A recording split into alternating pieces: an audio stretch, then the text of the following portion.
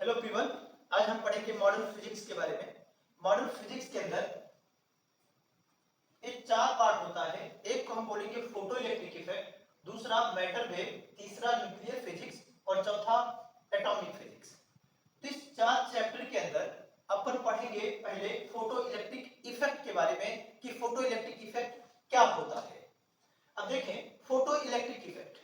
Photo photo means होता है light.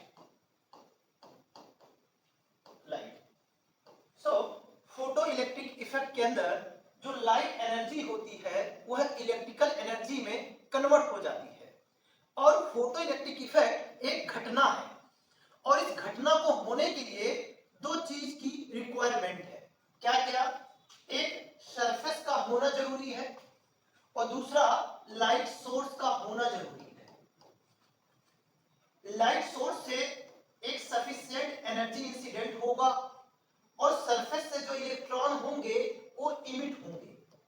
अगर ऐसी घटनाएं घट रही हैं तो हम बोलेंगे कि ये कौन सी घटना है? फोटो इलेक्ट्रिक इफेक्ट की घटना है। जैसे ये क्या है? ये एक सेटअप है। इसके अंदर देखें कि ये हमारा लाइट सोर्स है। तो लाइट सोर्स से क्या हो रहा है? क्या एनर्जी इस पे इंसिडेंट हो रहा है हमारे सरफेस पर और सरफेस से इलेक्ट्रॉन को ये इमिट कर रहा है, इलेक्ट्रॉन को ये निकाल रहा है। तो इस घटना को क्या नाम देंगे? इस घटना को हम बोलेंगे फोटो इलेक्ट्रिक इफेक्ट। एक लाइन हमने और बोला था क्या कि फोटो इलेक्ट्रिक इफेक्ट के अंदर कि जो लाइट एनर्जी होती है वह इलेक्ट्रिकल एनर्जी में कन्वर्ट करती है। कैसे? इधर देखें, ये हमारा क्या है? लाइट सोर्स है। तो लाइट एनर्जी इस पे इंसिडेंट हुआ और यहाँ कुछ मैग्नेटिज्म हुआ। क्या हुआ वो हम आगे के चैप्टर में पढ़ेंगे।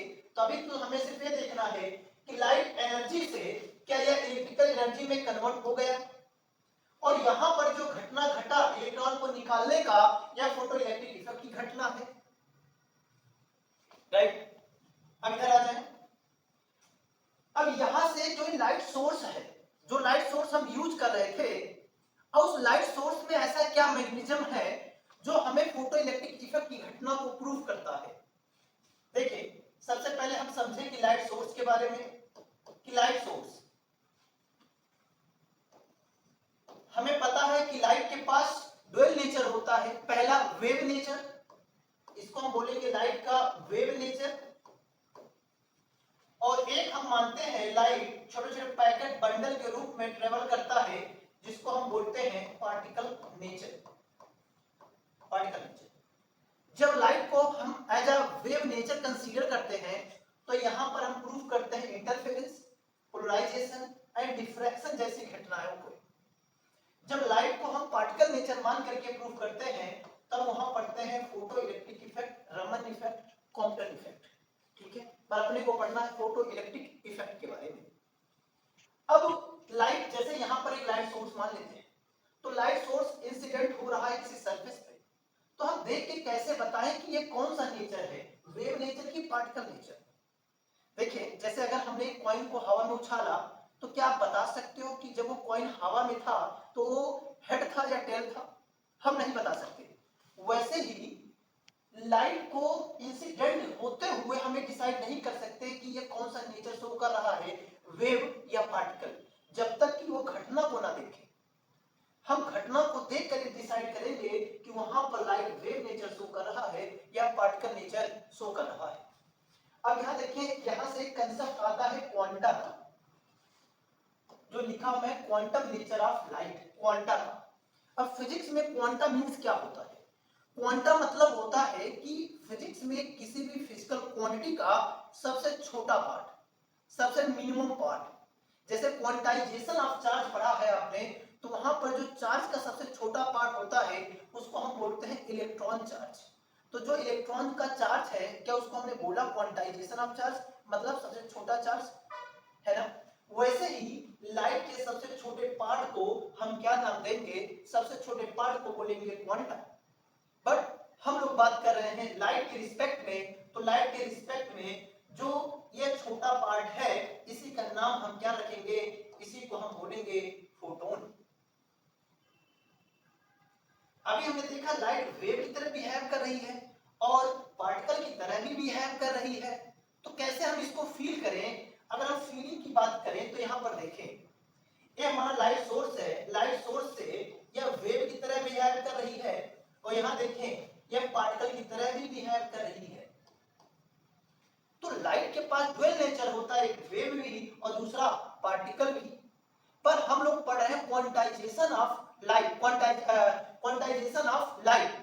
तो उसमें हमें लाइट को एज अ क्वांटा की तरह लेना है, छोटे छोटे पैकेट बंडल के रूप में लेना है। तो अब हम लाइट को मानेंगे कि लाइट जो है वो छोटे छोटे पैकेट बंडल के रूप में इंसिडेंट हो रहा होगा, और जो एक छोटा क्वांटा है इसकी एक एनर्जी होगी, हर एक क्वांटा की एक एनर्जी होगी, उस एनर्जी से वो इंसिडेंट हो रहा होगा।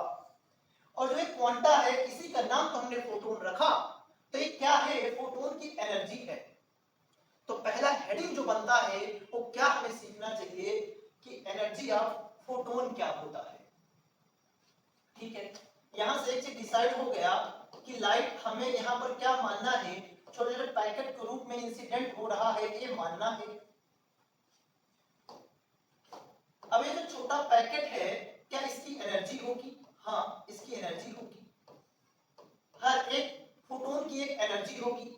एक साइंटिस्ट थे जिनका नाम था प्लैंक, उन्होंने क्या बोला कि जो एनर्जी इंसिडेंट हो रही है वो डायरेक्टली प्रोपोर्शनल होता है उसके फ्रीक्वेंसी के। अब जो फ्रीक्वेंसी है ये डिसाइड करता है कलर को। अब मान लेते हैं यहाँ पर मैंने ग्रीन कलर की लाइट इंसिडेंट करा रहे हैं, तो ग्रीन कलर की फ्रीक्वेंसी अलग होती है तो उसकी एनर्जी भी अलग होगी। अगर हम यहाँ येलो कलर की लाइट इंसिडेंट कराते तो येलो कलर की फ्रीक्वेंसी अलग, तो उसकी एनर्जी भी अलग हो जाती। तो उन्होंने बोला कि जो एनर्जी है वो कैसा होता है, वह डायरेक्टली प्रोपोर्शनल होता है उसके फ्रीक्वेंसी के। किसने बताया? प्लैंक ने। तो हम यहाँ लिखे देंगे एच म्यू। एच क्या है? क्या एच को हम लिख दें प्लैंक कांस्टेंट।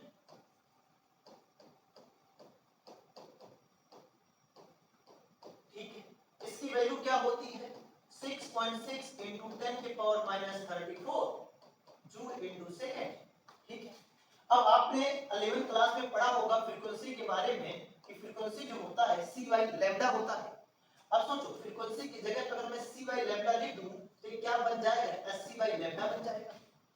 तो हमारे पास एक फार्मूला बन गया। अच्छा, ये सब एसआई यूनिट में लेंगे तो हमारा इसमें आ जाएगा, जूल में आ जाएगा। तो एनर्जी ऑफ फोटोन का क्या फार्मूला समझ में आया? ओके, पर जो क्वेश्चन पूछा जाता है, क्वेश्चन पूछने के तरीके यहाँ अलग अलग तरीके से फॉर्म किया जाता है। जैसे यहाँ पर h की वैल्यू आप डालोगे, c की वैल्यू डालोगे, तो इसका कैलकुलेशन हम कैसे शॉर्ट तरीके से कर सकें उसके लिए आप देखें।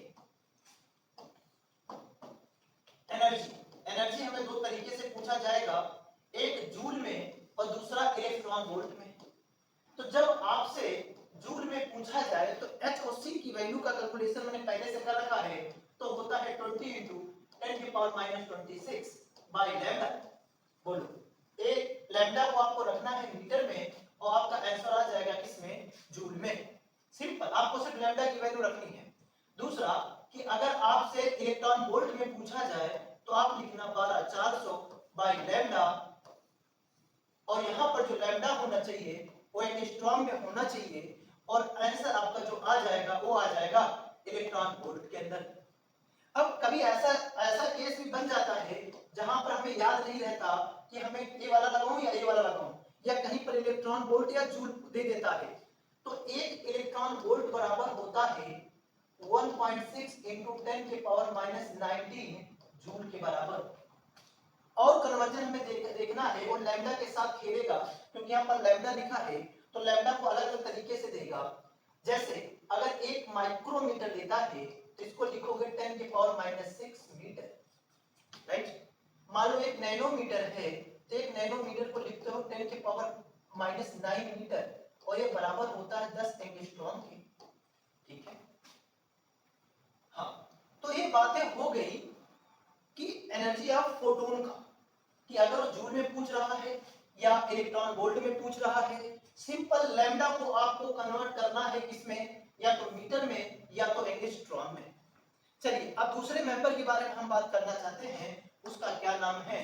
मास ऑफ फोटोन के बारे में। अब मास ऑफ फोटोन क्या होता है इधर देखें। देखिए पहले हम बोलते हैं रेस्ट मास, ठीक है। दूसरा हम बोलते हैं रिलेटिव मास, और एक हम नया नाम लाएंगे उसको हम बोलेंगे इफेक्टिव मास। इफेक्टिव मास, रेस्ट मास को हम डिनोट करते हैं किससे, एम नॉट से। रेस्ट मास मतलब क्या होता है, रेस्ट मास मतलब होता है एक्चुअल मास। जैसे अभी मैं रेस्ट पे हूं तो हमारा एक्चुअल मास कितना है, मान लेते हैं 60 केजी, तो हमारा रेस्ट मास कितना हो गया 60 केजी। बट हम लोग बात कर रहे हैं फोटोन का, तो फोटोन क्या होता है, ये लाइट है, और हमें पता है कि लाइट जो होती है वो लाइट ऑफ स्पीड से चलती है, 3 × 10⁸ मीटर पर सेकेंड से चलती है ना। तो ये रेस्ट पर संभव नहीं है। जब रेस्ट पर संभव नहीं है तो हम बोल सकते हैं कि फोटोन का रेस्ट मास जो होता है वो कितना होता है, 0 होता है, ठीक है। अब दूसरा आता है रिलेटिव मास। रिलेटिव मास को हम एमआर से लिखते हैं। अब एमआर क्या होता है, जैसे अगर हम वेलोसिटी में है, स्पीड में है, चल रहे हैं, तो उस समय जो हमारे मास को डिफाइन किया जाता है उसको हम बोलते हैं रिलेटिव मास से। क्या फार्मूला होता है, एमआर बराबर एम नॉट मतलब रेस्ट मास 1 माइनस रूट में 1 minus V square by C square. पर अपन पढ़ रहे हैं क्या, मास ऑफ फोटोन के बारे में, तो फोटोन का रेस्ट मास कितना होता है, 0। ओके, अच्छा जो फोटोन है, फोटोन की स्पीड क्या होती है, लाइट की स्पीड से। क्यों, क्योंकि फोटोन भी तो एक तरीके का लाइट ही है। तो बताओ जो वी स्क्वायर है क्या वहां पर सी स्क्वायर करेंगे, तो सी स्क्वायर से सी स्क्वायर कटेगा तो 1 1 माइनस 1 0, तो क्या ओवरऑल 0 आ गया। तो बताओ इसका क्या हो गया, क्या 0/0 अनडिफाइंड हो गया, अनडिफाइंड। तो हम लोग रेस्ट मास 0 होता है फोटोन का, रिलेटिव मास अनडिफाइंड है, तो कौन सा मास हम डिफाइन करते हैं, हम करते हैं इफेक्टिव मास। और कैसे आता है इफेक्टिव मास, ये आता है E बराबर mc स्क्वायर से। इसका मतलब एनर्जी और मास के इक्विवेलेंट से। तो इसलिए इसका एक और नाम भी हम रखते हैं इक्विवेलेंट मास, ठीक है। अब यहां से अगर हमें मास निकालना हो तो क्या लिखेंगे, E/c², और हम E के साथ अलग अलग खेल सकते हैं, जैसे sc/लैम्डा और यहां से c², एक कटा।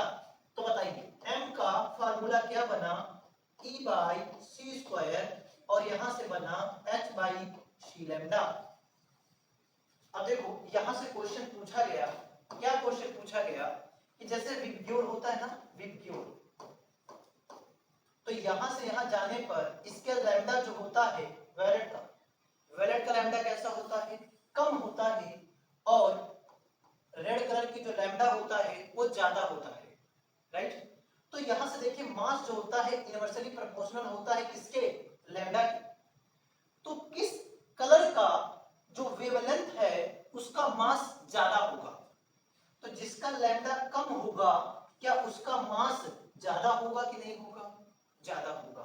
तो बताइए इसका लैम्डा कम है, वेलेट कलर का लैम्डा कम होता है, तो क्या इसका मास जो होगा वेलेट कलर का ज्यादा होगा किसके कंपेयर में, रेड के कंपेयर में। अब एक और छोटा सा एक टॉपिक है, उसका नाम क्या है, मोमेंटम ऑफ फोटोन के बारे में। अब मोमेंटम ऑफ फोटोन क्या होता है, देखें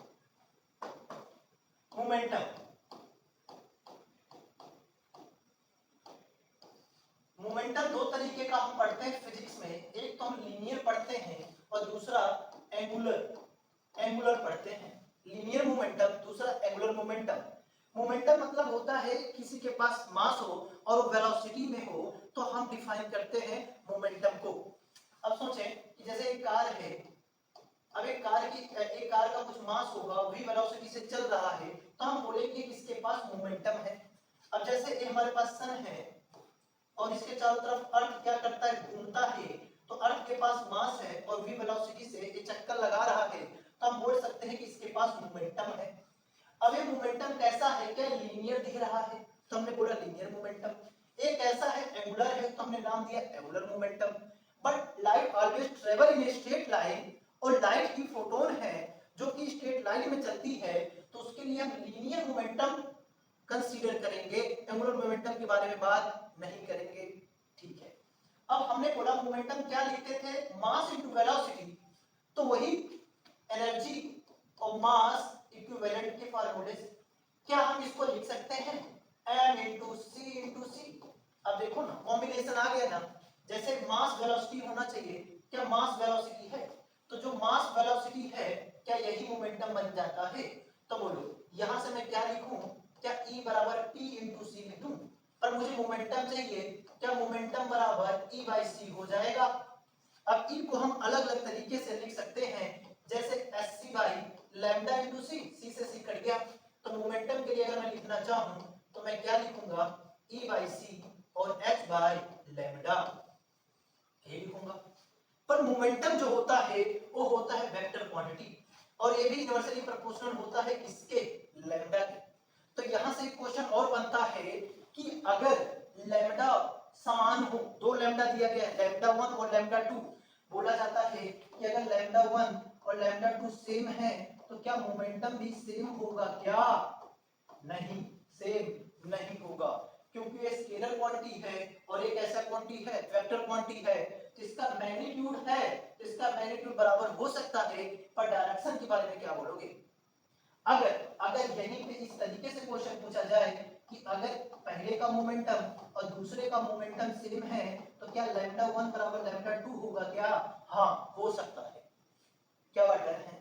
अब एक दो क्वेश्चन करते हैं फिर हम क्लास खत्म करते हैं। इधर देखिए जरा, जैसे यहाँ दिया है कि for a photon having a wavelength 0.2 micrometre है, आपको बताना है मोमेंटम क्या होगा, फ्रीक्वेंसी क्या होगी और एनर्जी क्या होगा। सबसे पहले हमने आपको सिखाया था कि लैम्डा लिखना सीखें। लैम्डा किसमें दे रखा है, 0.2 माइक्रोमीटर में। कन्वर्जन सिखाया था, क्या लिखोगे 0.2 into 10 के पावर -6, ये आपने मीटर में लिख दिया। ओके, अच्छा अब आपको मोमेंटम चाहिए, एनर्जी क्या चाहिए, मोमेंटम चाहिए, और मोमेंटम के बारे में हमें क्या पता है कि एक पता है E बाई सी और दूसरा पता है H बाई लैम्डा। अब आप बताओ कौन सा फार्मूला हमें यूज करना चाहिए। एनर्जी का जिक्र नहीं है, H तो मुझे पता है, लैम्डा के बारे में इसने दे रखा है, तो क्या हमें इस पे जाना चाहिए, 6.6 into 10 के पावर -34 और लैम्डा की वैल्यू बताएं 0.2 into 10 की पावर -6 के सॉल्व कर ले जाओगे, मोमेंटम आ गया। दूसरा आता है फ्रीक्वेंसी के बारे में। फ्रीक्वेंसी क्या होता है, देखिए हमने बताया था फ्रीक्वेंसी c बाई लैम्डा होता है, सबसे इजी तरीका। तो फ्रीक्वेंसी की जगह पे क्या लिखोगे, 3 into 10 के पावर 8 और लैम्डा की वैल्यू बताएं 0.2 into 10 के पावर -6, क्या आपकी फ्रीक्वेंसी आ गई है। अच्छा फ्रीक्वेंसी किस में आएगा, हर्ट्ज में आएगा, और हमने इसको एसआई यूनिट में रखा है, मीटर में रखा है। अब एनर्जी की बात करते हैं। एनर्जी निकालने का हमने दो तरीका सिखाया, एक इलेक्ट्रॉन वोल्ट में, दूसरा जूल में। तो अगर आपसे यहाँ पर पूछा जाए जूल में बताओ तो क्या फार्मूला लगाओगे, 20 into 10 के पावर -26, लैम्डा मीटर में चाहिए तो 0.2 into 10 के पावर -6, ये आंसर आपका जूल में आ जाएगा। पर अगर आपसे इलेक्ट्रॉन वोल्ट में चाहिए तो क्या लिखोगे 12400, और लैम्डा किसमें होना चाहिए, एंगस्ट्रॉम में होना चाहिए, और ये किसमें है, मीटर में है।